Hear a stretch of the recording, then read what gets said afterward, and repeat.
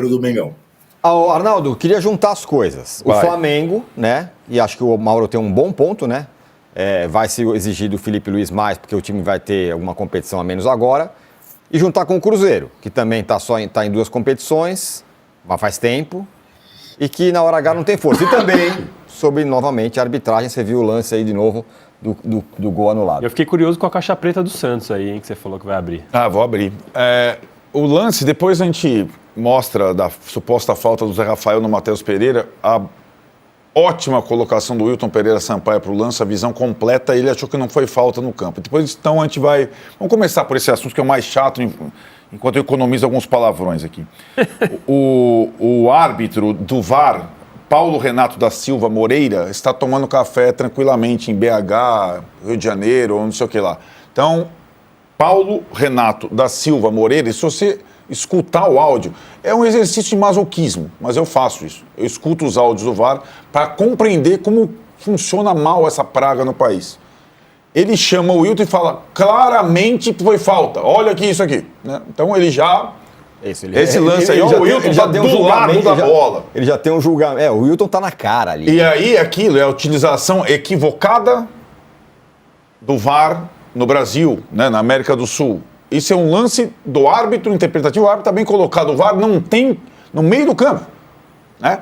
É uma comprovação, mais uma, de como o VAR é mal utilizado no Brasil. Eu acho absurdo esse lance ter ido para o VAR. E o Wilton pipocou e deu a falta lá quando ouviu o seu auxiliar, bem entre aspas, recomendando a falta. Enfim, acho que vocês escreveram bem, o Juca falou bem, essa questão da frente dupla do Cruzeiro e frente única do Santos, assim como o Mauro falou do Mirassol em relação ao Flamengo. A gente cobra muito pouco do Santos, a gente trata o Santos com café com leite, isso é um desrespeito à história do Santos. O Santos esse ano é a maior caixa preta do futebol brasileiro, certo? O Santos contratou na primeira janela só menos do que Botafogo, Palmeiras e Atlético Mineiro, contratou muito mais do que o Flamengo, contratou muito mais do que o Corinthians e o São Paulo nem contratou, e continua contratando, contratou o Igor Vinícius, contratou o Zé Rafael, contratou o Mike, contratou o Cabadeiro, artilheiro do Campeonato Paraguaio, que decidiu o jogo ontem. O Santos contratou mais de 15 jogadores por uma bala, está construindo um estádio por uma bala e ninguém mergulha nisso. É a maior caixa preta do futebol brasileiro hoje, porque é o Santos. Quando um time que veio da Série B teve essa capacidade de investimento como o Santos está tendo? Não é o Mirassol, não, é o Santos. Né? Então não tem coitadismo no Santos, não. Pelo contrário, talvez seja por isso que o Kleber Xavier, mesmo ganhando jogos, está pressionado. Porque os caras, a gente investe mais do que muito mais do que o Cruzeiro, porque a questão do Cruzeiro, o investimento foi na temporada passada. Esse ano o Cruzeiro só contratou, com todo perdão, refúgio, livre no mercado. Então o Cruzeiro, o investimento do Pedrinho BH esse ano foi bem diferente dos anos anteriores. E o Jardim não recebeu ninguém. O Kleber Xavier recebeu 150 caras. Então, na hora de analisar as coisas, a gente tem que colocar os pingos nos is também. Né? O Santos investiu muito mais do que o Cruzeiro em 2025 e segue investindo, não sei com qual dinheiro. Né? A questão da família Neymar e tudo mais. Parênteses feito. Acho que o Cruzeiro tem um bom time, joga um bom futebol, mas não tem grandes alternativas quando o adversário neutraliza esse jogo central que tem. Não jogou mal ontem. O Gabriel entrou no banco, entrou ontem. Entrou. O Gabriel é um reserva de luxo, mas eu acho assim, o problema é quando o time tem que trocar no meio. Aí cai muito. E isso aconteceu de novo. Lá, perdeu o Fagner, quebrou a perna. E na verdade, você olha para o banco do Cruzeiro e fala, putz, não tem grandes possibilidades, mas tem uma frente dupla, assim como Flamengo e Palmeiras. O favoritismo do Flamengo, eu acho que o Flamengo a gente vê melhor em situação, mesmo com as cornetas, em uma paz maior do que o Palmeiras. O Cruzeiro acho que corre por fora. E desta vez, enfim, o Flamengo está priorizando de fato o Campeonato Brasileiro, certo? Isso é novo. Todo ano que se passava, o técnico do Flamengo, seja o Dorival, o Fulano, o Sampaoli, não sei o que, priorizava as Copas. Esse ano foi diferente. né? E o Flamengo está, ainda assim, muito longe, aliás, do seu ápice, pelos jogadores que contratou, pontuando o campeonato, né? Então, o desafio do Palmeiras, que perdeu para o Flamengo em casa o confronto do primeiro turno, isso pesa. Se o Flamengo vencer o Palmeiras na sua casa, já é o melhor mandante, era o Cruzeiro. Passou a ser o Flamengo. Melhor ataque, melhor defesa. Se o Flamengo faz um segundo turno como fez o primeiro, ele é campeão, ponto. O Palmeiras vai ter que ir além. De novo, porque o Palmeiras, no ano passado, ele fez o Campeonato Palmeiras. Tá todo mundo mandando, o Palmeiras tem... Falta ainda jogos, né? É o melhor primeiro turno da história do Palmeiras até agora. Talvez não seja suficiente. Ano passado não foi. O Palmeiras não fez um brasileiro ruim ano passado. Mas não foi suficiente porque chegou no confronto direto com o Botafogo. Exatamente. Podia empatar, perdeu. Então o Palmeiras vai ter que fazer coisas além do que tem feito no último ano e meio para ser campeão brasileiro. Né? Ganhar os confrontos de times fortes, às vezes até como visitante, coisa que não tem feito. Por isso a gente espera mais do Flamengo. Acho que o Cruzeiro corre por fora. Corre por fora, tem a Copa do Brasil, vão ver o sorteio, enquanto Palmeiras e Flamengo têm a Libertadores. E o Palmeiras começou a responder na questão do Allianz, né? Que não ganhava e ganhou 3 seguidas. Ganhou do Grêmio, do Atlético e agora do Ceará. Tem um outro tema nesse jogo aí, o Trajano levantou o dedo, eu já passo a bola para ele falar o que ele quiser, claro, mas também sobre isso. Na saída do jogo, o Cássio falou, será que estão preparados para ter o Neymar aqui? Porque não marcam nada contra ele. O Cruzeiro jogou contra 12. O time do Cruzeiro jogou contra 12, falando da arbitragem, mas falando especificamente sobre a reação da arbitragem com relação à presença do Neymar. E aí, Trajano? Eu queria falar exatamente do Neymar. Havia uma época no Mineirão que havia uma grande disputa de quem chutava a bola mais longe. Nelinho pelo Cruzeiro e o Éder pelo Atlético. Ontem o Neymar conseguiu a proeza de dar um chute bizarro, quase ultrapassando a arquibancada do Mineirão. Uma bola que veio a feição para ele, bola roladinha, bonitinha, pum. Foi na arquibancada, na parte de cima da arquibancada. É impressionante. E essa declaração aí do Cássio tem tudo a ver. Não é, Gilca? Você acha que estão pegando leve com o Neymar, inclusive a arbitragem? Porque é a tal história, é a estrela, o dói-dói, e o presidente da CBF dando entrevistas como deu para a coluna da Mônica Bergamo, dizendo que a seleção espera por ele, que só depende dele, e essa coisa.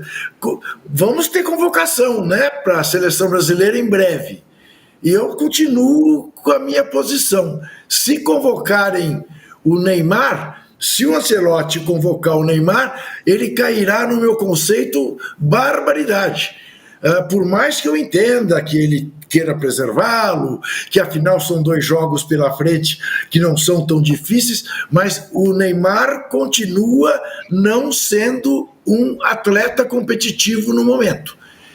Ontem, as 2 vezes que ele correu junto com a zaga do Cruzeiro, ele chegou depois.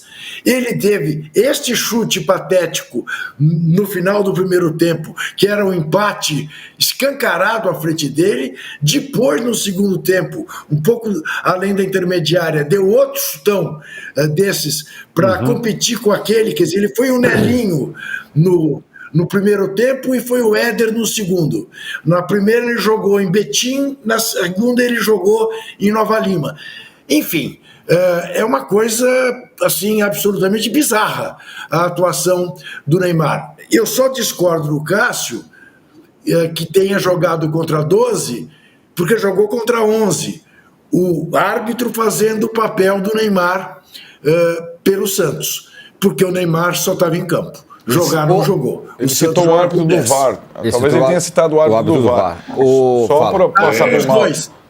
Teve tapete vermelho também, né? É isso que eu ia falar. A disputa pela camisa do Neymar depois do jogo, entre os jogadores do Cruzeiro, ele trocou com o Caio Jorge, vestiu a camisa do Caio Jorge e ficou lá misturado. E isso não é uma... Essa é uma constatação, ele é o ídolo de todos os jogadores brasileiros de futebol. Sem dúvida. Certo? Isso a gente não é Todos dele. os reforços que foram pro Santos falaram, vai ser uma honra jogar com o Neymar. Todos. E os adversários, sim, quase todos, querem trocar a camisa com o cara. Né? O Caio Jorge começou no Santos. Veja bem. E ontem nós tivemos uma situação prosaica, né? no gramado, ele com o Caio Jorge e depois com o cunhado, né? Gabigol. Sim, exato. No camarote, o sogrão do Gabigol, pai do Neymar, a namorada do Gabigol, irmã do Neymar. Era uma confraternização, não era um jogo do Campeonato Brasileiro ali para o pequeno grupo. Né? Era curioso você observar, muito curioso. Diga essa situação. Desculpa, Juga, fala, completa.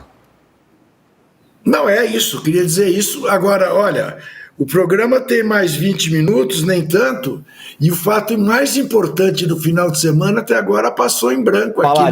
Deixa eu falar primeiro isso aí.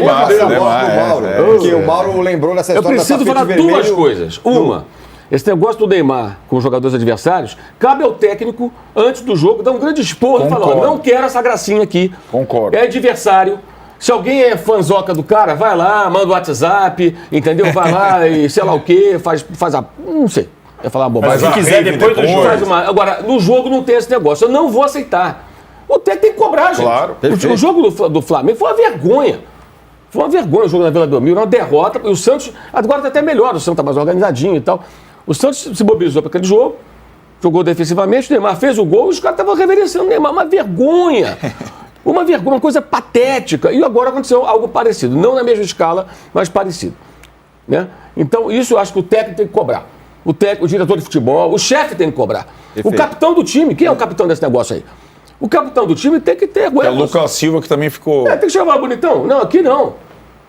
Não tem esse negócio. O Arnaldo lembrou outro dia aqui o jogo do Fluminense. Fluminense, quando ele foi lá no Rio de Janeiro... Samuel Xavier. Os caras esculacharam. Não teve esse negócio, não. O Samuel Xavier entrou na cabeça dele e o Fluminense ganhou o jogo. E o cara fez o gol no final. O CRB, quando o Santos foi eliminado, a torcida CRB pegou no pé...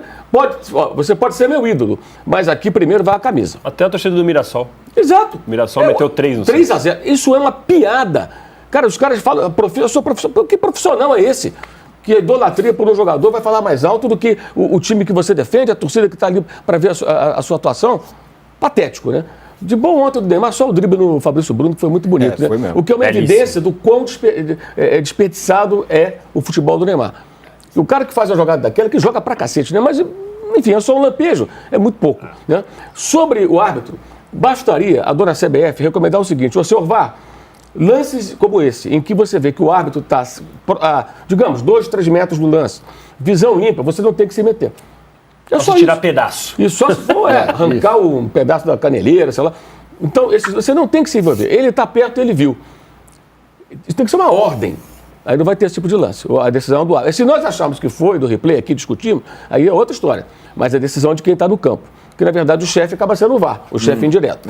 E o Gabriel, que foi enaltecido no jogo contra o Juventude, que é o pior defesa do campeonato, que fez 2 gols, 1 de pênalti, ontem, quando entra para tentar resolver, ele não acrescenta nada. Porque o Cruzeiro, com o Alexandre Matos, contratou o Gabriel a peso de ouro. Né? Não multa rescisória, mas salário, luvas, etc. Jogador caro. Ele não decide nada. Entrou aos 35 minutos, até se esforçou, correu, pegou a bola aqui e tal, se movimentou, mas foi quando o Leonardo Jardim abriu o time. Foi quando ele abriu o time e tomou o gol. Então entra também aqui a crítica ao técnico. Colocou o Gabriel porque é uma grife, parece que eu tenho que colocar. O Gabriel não muda jogo, gente. Pode ser que amanhã até ele mude. Ele não muda jogo. O Gabriel está adaptado ao banco de reservas há mais de 3 anos. Adaptadíssimo ao banco de reservas. Ele está no banco há 3 temporadas. É verdade, é fato. E continua lá. Ele não muda nada. Mas é muito oportunista. Um ou outro fica enchendo a bola quando ele entra no jogo com Juventude, faz um gol que o Carlos Jorge bota ele na cara do gol e o outro de pênalti, que ele bate muito bem pênalti. Olha, 2 gols do Gabriel, renasceu, aí tem texto, tem não sei o quê. Faça-me um favor. Parece que as pessoas não veem o jogo. Para fazer média com os fãzocas do Gabriel, estou esperando o Gabriel entrar e mudar um jogo para o Cruzeiro. Até agora não aconteceu. O Cruzeiro tem uma questão muito parecida com outros times do Abel, que faz 1-0 e se retranca muito, faz 2-0, segura, não faz, e agora, especialmente nesses últimos jogos do Cruzeiro, o Cruzeiro cria e não mata. Faz gol. Dava para ter matado o jogo no primeiro tempo contra o Santos. Trajano, diga lá, pra gente ir para um intervalo. Eu gostei muito do Mauro falar que ele é adaptado ao banco. Eu acho que no banco de reservas do Cruzeiro tem uma cadeira especial, aquela poltrona que tem no cinema, que aí tem direito a hambúrguer, a tomar um negocinho e tal, né? Especial para ele. Mas eu queria falar, só voltar ao Santos, antes do Juca falar do Corinthians. Se alguém merece uma convocação no Santos, não é o Neymar, é o Brazão. É isso, tá jogando mesmo. Ó, vamos fazer o seguinte. Vamos para o intervalo aqui na TV. Calma, Juca, que vamos falar sim